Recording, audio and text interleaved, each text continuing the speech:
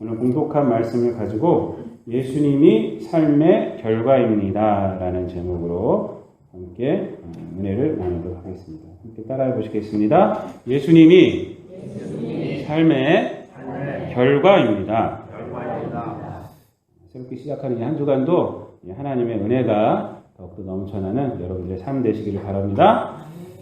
네, 오늘 우리가 이제 본문을 읽어서 다 아시겠지만 이 본문의 중심 인물은 누구냐면 야고보하고 요한입니다.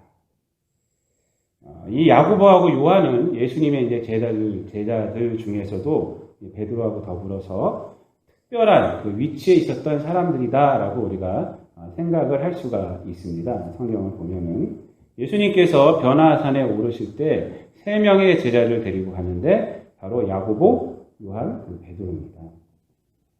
그래서일까요? 우리 성경을 이렇게 쭉 보면은 복음서 말고 이제 성경을 신약 성경을 쭉 보면은 베드로와 야고보와 요한 이 세 명은요 예수님 부활하시고 승천하신 후에 교회사에서 아주 큰 일을 담당했음을 우리가 알 수가 있습니다. 사도행전에 보면은 야고보가 아주 큰 일을 담당했습니다. 근데 아쉽게도 사도행전 12장 2절에 보면은 헤롯에 의해서 순교를 당합니다. 그리고요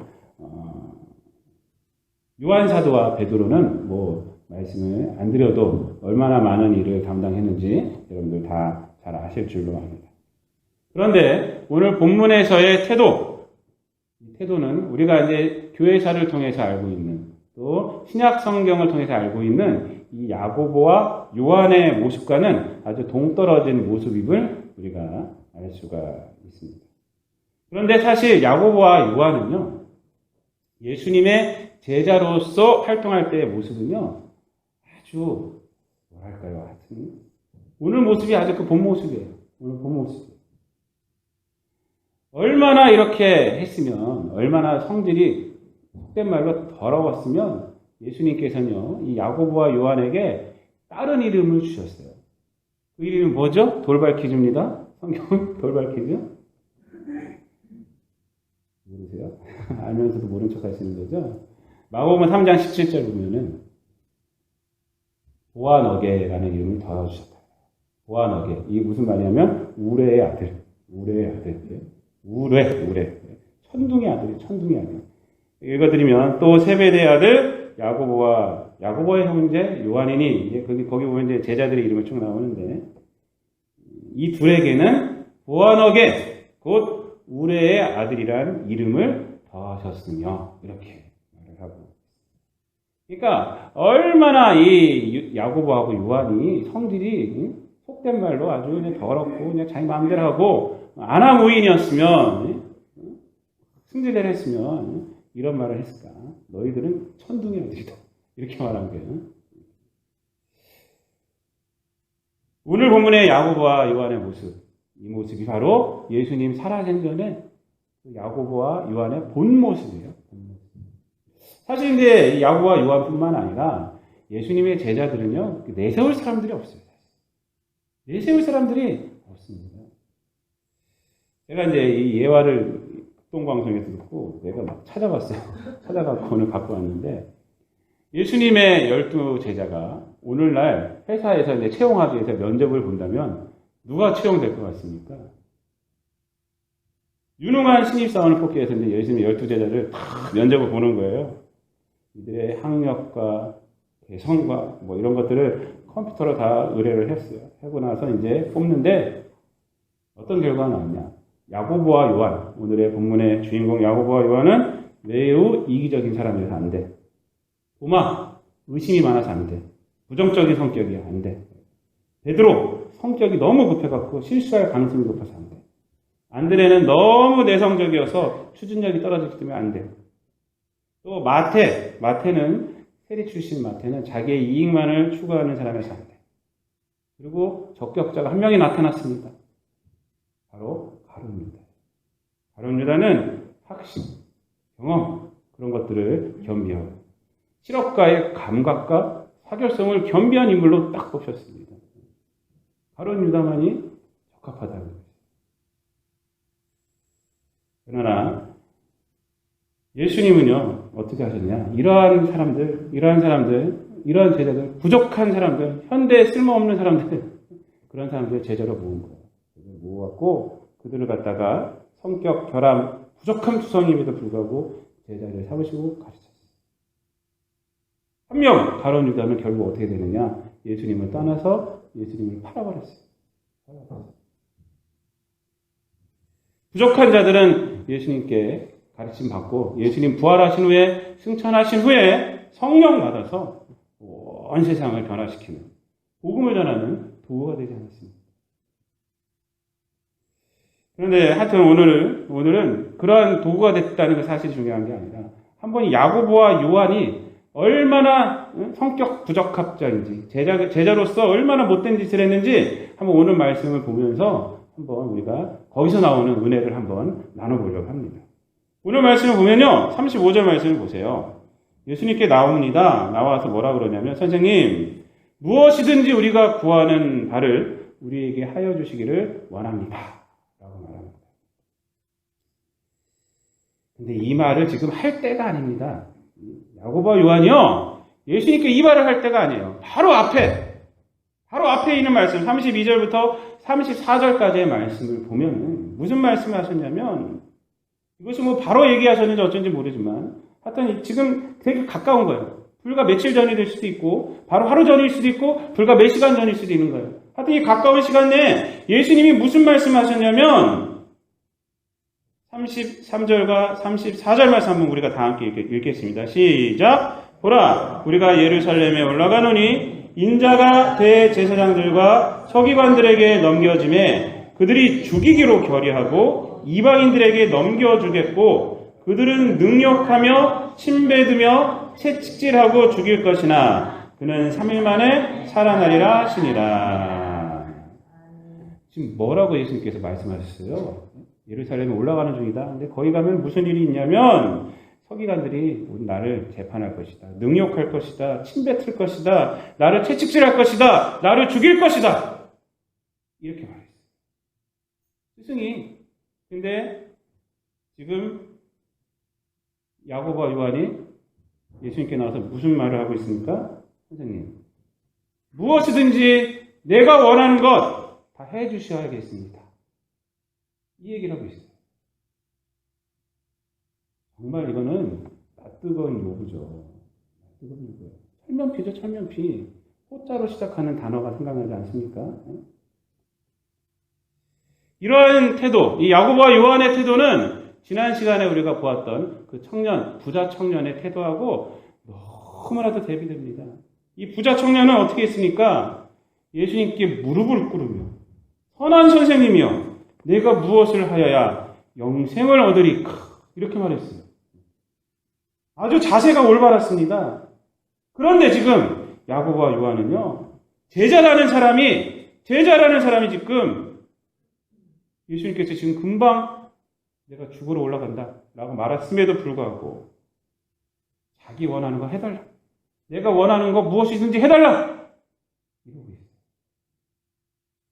이거는 스승님께 해서는 안 될 테죠. 안 될 테죠. 오늘날도 우리가 이렇게 보면요. 스승과, 선생님과 우리 학생들과의 관계가 많이 틀어진 것을 제가 볼 수가 있습니다. 옛날에는요, 우리가 군사부 일체 그랬어요. 군, 사부, 사부, 군, 사부. 임금님과 스승님과 아비는 하나다. 그래가지고요, 이 스승님을 하면 엄청나게 높였습니다, 제자들이. 그런데 오늘 요즘 우리나라 보면 선생님의 위치가 땅에 떨어져도 엄청나게 떨어졌어요. 우리 아이들을 가르치고 있는 선생님들께 이제 선물을 드리려고 하면 손사래를 칩니다. 스승의 날 있긴 하는데 명실상부해졌어요. 명실상부해. 어떤 학교는 스승의 날을 아예 안 하더라고요. 오지 말라 그래요. 오지 말라. 몇몇 안 좋은 기사로 인해서 좋은 전통이 사라져가는 것 같아요. 선생님의 권위가 이 땅의 몇몇 부모님들의 이기심 때문에 사라져가는 것이 정말로 아쉬운 것입니다. 오늘날 선생님들의 권위를 세워드려야 되죠. 세워드려야 돼요.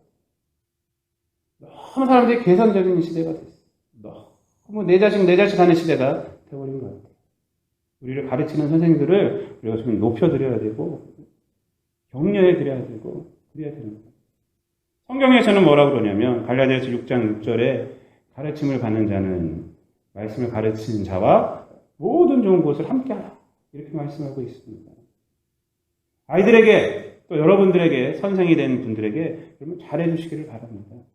유치원 선생님이든 학교 선생님이든 또 교회 선생님이든 그분들을 통해서 여러분들의 아이들이 자녀들이 또 여러분들이 커나가는 거예요. 커나가는 거 아니에요. 그분들의 번뇌를 우리가 세워줘야죠.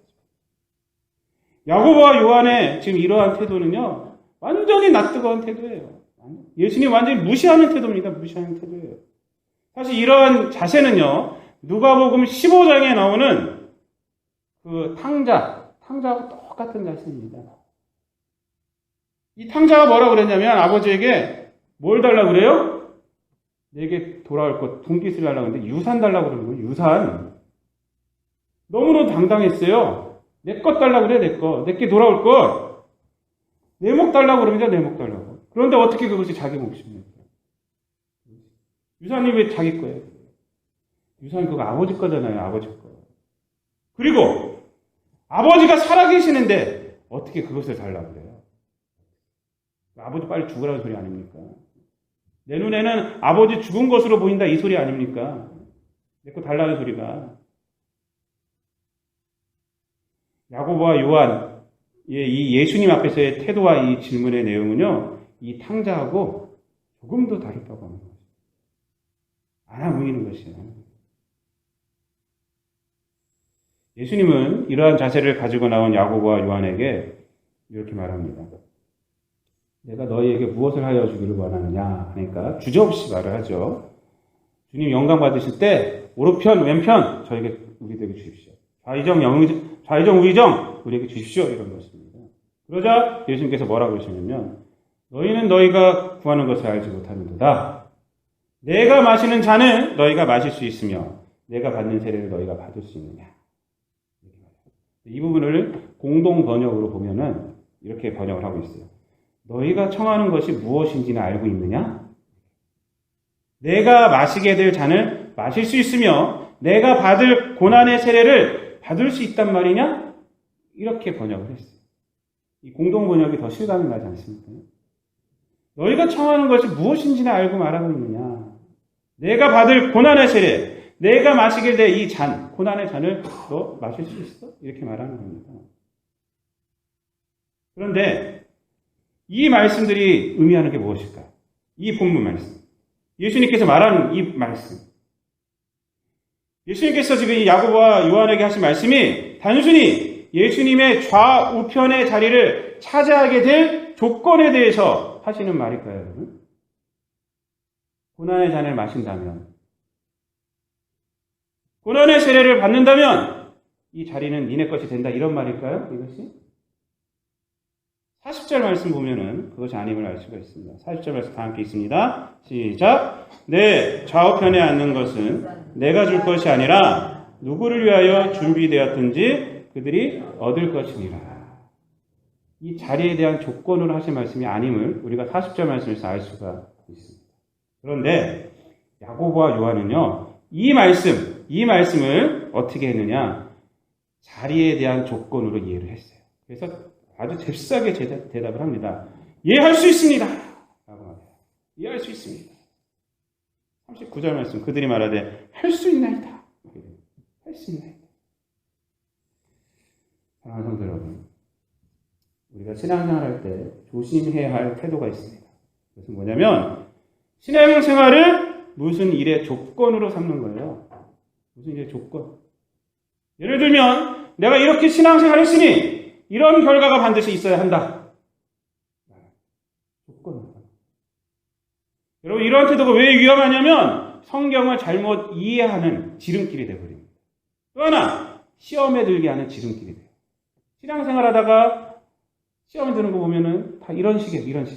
많은 경우가 이런 식이에요. 하나님이 내 기도 안 들어주셨어요. 내가 어떻게 했는데? 예수님이 지금 야고보와 요한에게 하는 말씀은 예수님의 좌우편의 자리에 앉기 위한 조건으로 하시는 말씀이 아닙니다. 예수님이 마시는 잔을 마신다고 해서, 예수님이 받는 세례를 받는다고 해서 예수님의 좌우편에 앉는 것이 너희들의 몫이 된다, 이렇게 말하는 것이 아니에요. 그렇다면 지금 무엇을 말씀하고 계십니까? 이 말씀이 도대체 그것을 알아야 해요. 그것은 뭐냐?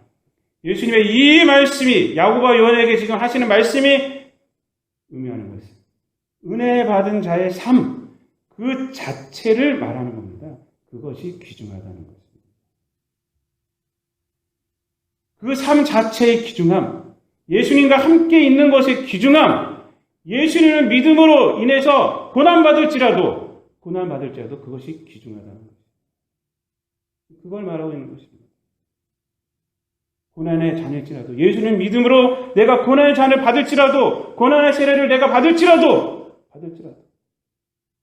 그것이 은혜라는 것입니다.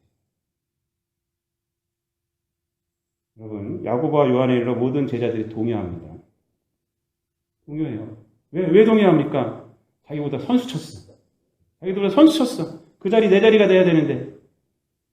그러자 예수님께서 제자들을 모두 모여서 뭐라 말씀하신 것이 바로 쭉 말씀하시면서 45절 말씀 보십시오. 이렇게 말합니다.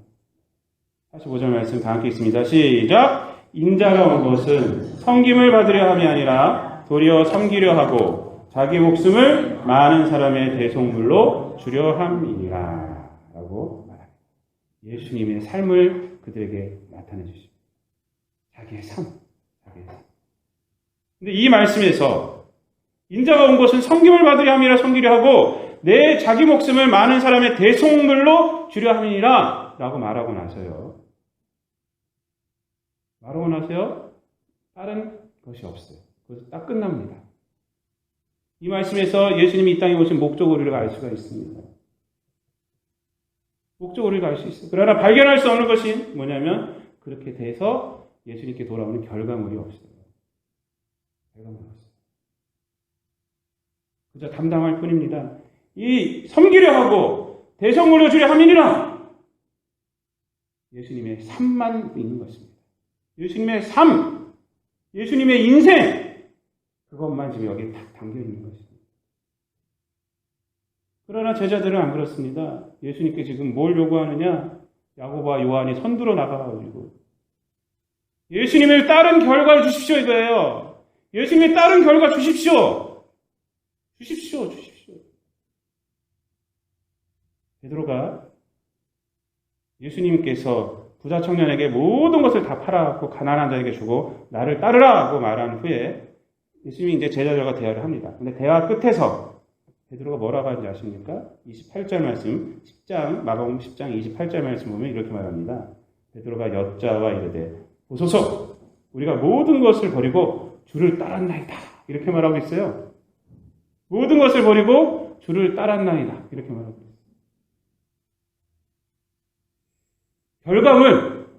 결과물이 뭐죠? 이게 말하는 거죠, 지금. 우리는 저 청년 같지 않고 모든 것을 버리고 주를 따랐습니다. 뭘 주시겠습니까? 오늘 본문의 야고보와 요한, 노골적으로 지금 자리를 원하고 있고요. 다른 제자들, 야고보와 요한에게 화를 냅니다. 자기들보다 선수 쳤다고? 예수님을 따른 결과. 이들이 놓치고 있는 것이 무엇입니까? 이들이 놓치고 있는 것이 예수님을 놓치고 있어요. 예수님을 놓치고 있습니다. 여러분, 기독교인의 삶은요, 이 생의 어떤 결과를 위해서 살아가는 삶이 아닙니다. 예수라는 결과에 의해서 이끌려가는 것이 우리 기독교인의 삶이에요. 예수님이 결과예요, 예수님. 여러분 다 아시는 오병이어의 기적. 이 오병이어의 기적은 이 사복음서에 다 있습니다. 오병이어의 기적에서 예수님께서 제자들에게 뭐라고 그랬습니까? 마가복음 6장 37절에 보면은 너희가 먹을 것을 주어라 이렇게 말했어요. 그러자 제자들이 우왕좌왕합니다. 계산 잽싸게 합니다. 200데나리온 필요합니다. 딱 나왔어요. 얼마나 컴퓨터야. 이곳은 빈들이고 사람이 많습니다. 이들 먹이는 거 불가능하다 이 말이에요 지금. 그렇지 않습니까? 보리떡 5개하고 물고기 2마리 있습니다. 이렇게 말해요. 근데 예수님께서 그것을 가지고 어떻게 했습니까? 남자만 5,000명 먹이고요. 걷어 드렸더니 12광주리가 걷어졌습니다. 여러분, 빈들이고 사람이 많아요. 제자들이 놓친 것이 무엇입니까? 그들에게 보였던 건 빈들이었고 그들에게 보였던 건 사람입니다. 제자들이 누굴 못 봤습니까? 예수님을 못 봤어요. 예수님을 놓치고 있었단 말입니다. 빈들이지만 사람들이 많지만 예수님이 함께 하신 것을 놓치고 있었어요. 빈들이지만 사람들이 많지만 예수님이 생명의 떡임을 제자들이 모르고 있었다는 것입니다. 요한복음에 보면요, 이 오병이의 이 기적 이후에 일들이 나타납니다. 오병이를 체험한 세상 사람들이 다음날 예수님을 찾아옵니다. 예수님께 막 찾아와요. 그들에게 뭐라고 그랬느냐? 예수님께서 요한복음 6장 26절에 너희들이 나를 찾은 것은 표적을 본 까닭이 아니다. 떡을 먹고 배부른 까닭이다. 이렇게 말합니다. 그리고 그 사람들하고 설왕설래 하시면서 35절에서 요한복음 6장 35절에서 위대한 선언을 하십니다. 나는 생명의 떡이니 내게 오는 자는 결코 줄이지 아니할 터이요 나를 믿는 자는 영원히 목마르지 아니하리라. 이렇게 말씀하십니다. 여러분, 예수님이 우리 신앙의 결과예요. 예수님이 우리 삶의 결과입니다. 그러기에 예수님과 함께함을 놓치지 않는 것이 우리들 인생의 목표가 되어야 됩니다. 본문에서 제자들이 야고보와 요한이 놓치고 있는 것이 바로 이것입니다. 예수님과 함께한 것이, 예수님과 동행한 것이, 예수님께 말한 것이, 예수님과 대화한 것이 이들의 삶에서 가장 중요한 거예요.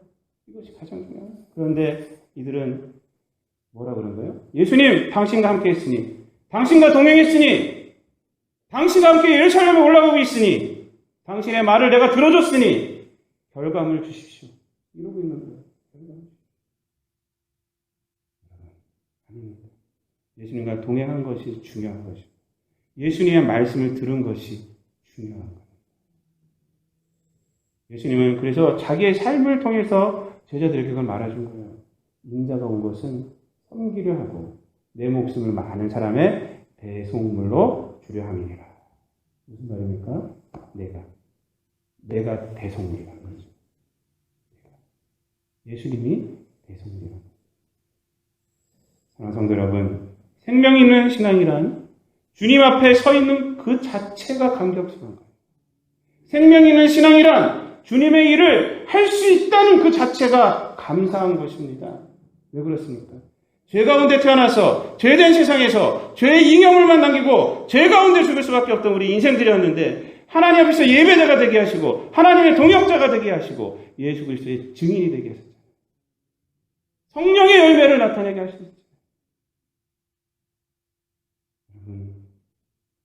그것이 중요해요. 그래서 이 예배의 자리에 오는 것이, 이 자리에 있다는 것이 하나님 앞에 감사의 제목이 되는 것입니다.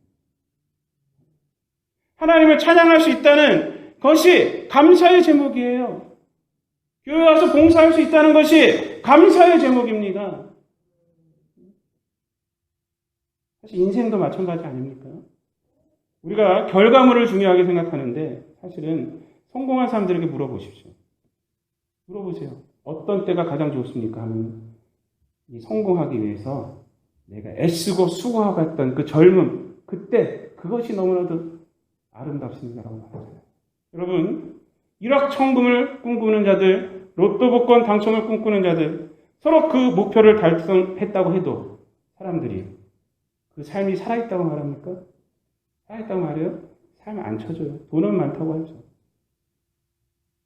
오늘 본문의 주인공 야고보와 요한은요, 예수님의 부활 후에 예수님과 함께 했던 힘으로 살아갑니다. 함께 있더니 야고보는 예수 그리스도의 이름으로 순교합니다. 요한은 제자들 중 유일하게 순교하지 않는 자가 되지만 고난 가운데 요한복음서를 또 요한 1, 2, 3서 요한계시록을 통해서 초대교회를 세우는 위대한 사도가 됩니다. 이들이 이렇게 위대한 사도가 되었다는 것은 예수님을 따른 어떤 결과물 때문에가 아니라 예수님과 함께 했었던 것이 힘이 됐던 거죠. 오늘 본문에서 예수님께 당당하게 자리를 요구했던 이 요한이요. 요한 1서에서 이렇게 말합니다. 요한 1서 1장 1절과 2절에서 태초부터 있는 생명의 말씀에 관하여는 우리가 들은 바요, 눈으로 본 바요, 자세히 보고 우리의 손으로 만진 바라. 이 생명이 나타내신 바 된지라. 이 영원한 생명을 우리가 보았고 증언하여 너희에게 전하노니 이는 아버지와 함께 계시다가 우리에게 나타내신 바 된 이시니라. 아멘. 여러분, 너무나도 틀리지 않습니까? 지금 요한 1서에서 뭐라고 고백하는 겁니까? 예수님에 대해서 고백하고 있잖아요. 예수님 그분 자신. 우리는 그분을 보았어. 그분에게 들었어. 그분을 만져봤어. 지금은 이 마가복음에서는 예수님 자리 주세요. 자리 주세요. 이러고 있는데 하나님의 일을 하면서 뭐라고 그러니까 예수님 그분을 봤어. 그분과 함께 있었어 나는. 그것으로 초대교회 때 사역을 한 거죠. 예수로 인한 결과물이 아닌 바로 예수 그리스도. 그분을 지금 고백하고 있는 이런 요한 사도가 된 거죠. 결론적으로 말씀드리겠습니다. 사랑하는 성도 여러분, 사도 바울은 복음을 깨닫고 뭐라 그랬냐면 빚진 자라고 했어요. 복음이 너무나도 중요한 거예요. 복음이 너무나도 은혜스러운 거예요. 그것이 너무나도 은혜스러운 거예요. 예수 그리스도가 그게 너무나도 은혜스러운 거예요. 그로 인한 어떤 결과만 달라고 그러지 않습니다. 자기 목숨을 내놓지만 그렇지 않습니다. 빚진 자야라고 로마 교회에 말합니다. 에베소서에서 복음의 사명자가 된 그 자체가 그것이 감격이야 라고 말합니다. 그것이 감격이야 라고. 복음 때문에 그의 지식을 다 버려도, 복음 때문에 내 건강을 버려도, 복음 때문에 내 생명을 버려도 아깝지 않아 라고 말하는 것이 에베소서예요. 성도 여러분, 신앙의 삶으로 하나님과 딜하지 마시기 바랍니다. 하나님께 봉사한다는 명목으로 하나님께 딜하지 마세요. 신앙의 삶 그 자체가 복인 줄을 아시길 바랍니다. 오늘 이 자리에 있다는 것이 은혜입니다. 교회에서 봉사할 수 있다는 것이 감사의 제목입니다. 하나님의 말씀을 듣는다는 것이 그것이 감사의 제목이 되시는 여러분들 되시기를 우리 주님 예수 그리스도의 이름으로 축원드립니다. 기도하겠습니다. 사랑과 은혜가 충만하신 아버지 하나님, 주님께서 온 것은 섬김을 받으려 함이 아니라 우리가 섬기려 하고 자기 목숨을 많은 사람의 대속물로 주여 함이니라. 말씀을 통해서 우리가 은혜를 받았습니다. 우리가 야고보와 요한처럼 예수님을 따른다는 명목으로 하나님 앞에 안하무인한 신앙의 삶을 살고 있지 않은지 아버지 하나님 오늘 저희들 삶을 반성해 봅니다. 예수 그리스도를 통하여서 예수 그리스도 그 한 분만으로 우리가 만족하고 그 한 분만으로 우리가 이 땅 가운데서 주님 주신 은혜의 삶을 감사하며 살아갈 수 있는, 주님께서 주신 사명을 온전히 감당할 수 있는 이 모든 성도들 되게 하여 주시옵소서. 모든 말씀을 구원하신 예수님의 이름으로 기도드리옵나이다. 아멘.